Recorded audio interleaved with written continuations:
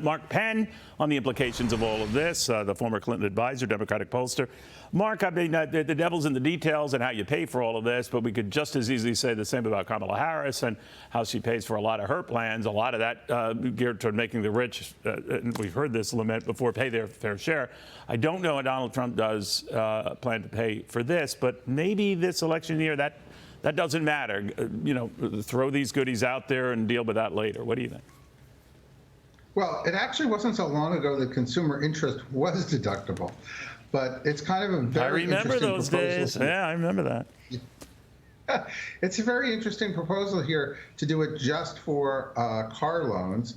And look, obviously, President Trump has targeted the auto workers in Michigan, and he's targeted the energy workers in Pennsylvania as two critical working class groups that he believes, through his policy proposals, he can swing in this election and that will make the difference in those two states where the polls are running 50-50. I think that's the clear strategy behind all this. It does seem to have moved the needle for him lately. Now, you follow these polls more closely than I ever will, Mark, and I know they vary by the day or the week or even who's putting out the poll. Polls are still tight, but he seems to show a slight edge, enough of an edge that David Axelrod is worried, and that it says a lot of the Harris people are getting a little nervous. Should they be?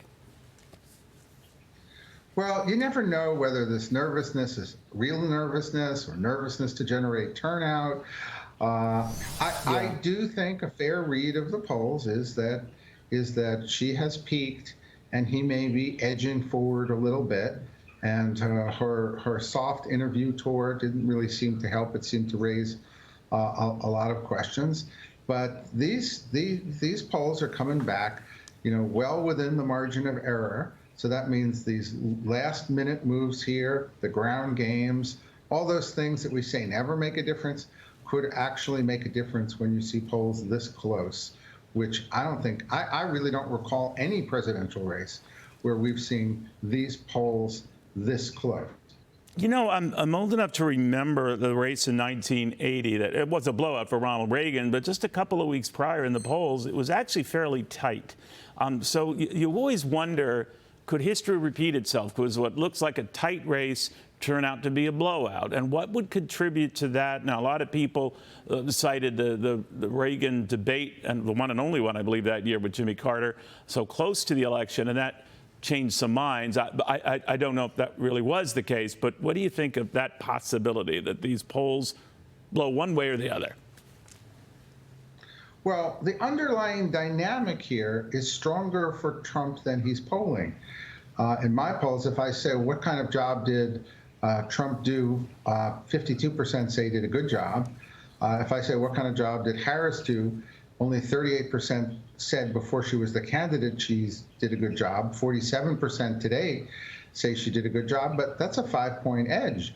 When I ask people, is the economy doing well, 2/3 say no, 48% say their personal economy is going down. There's a big difference between black voters who say the economy is doing well and Latino voters who say it's not doing well, which is a real indicator why Trump may do somewhat better with the Latino vote. So underlying these polls are a lot of things that are much more favorable to Trump, including how he does on the economic, immigration, and crime issues. What's holding her up is the campaign she's running on personality change and not Trump. And not Trump. That's interesting. You know, Mark, you know, we've been watching the markets. They've been, you know, soaring this week. I think the Dow and S&P are in record territory yet again.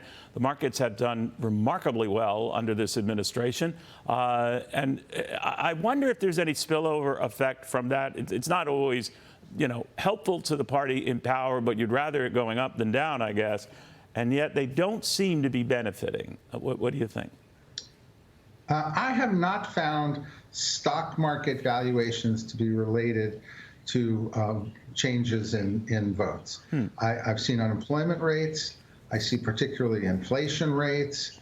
And I think the primary thing on people's minds is that they're paying a lot more for stuff and that their wages haven't kept up with the inflation in the last few years that they're experiencing in the stores and particularly the grocery stores.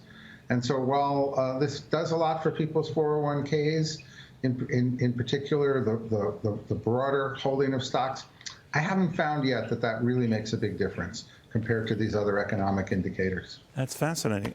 Mark, thank you very much. Mark Penn, always good talking to you. The man's a genius on this stuff and much, much more.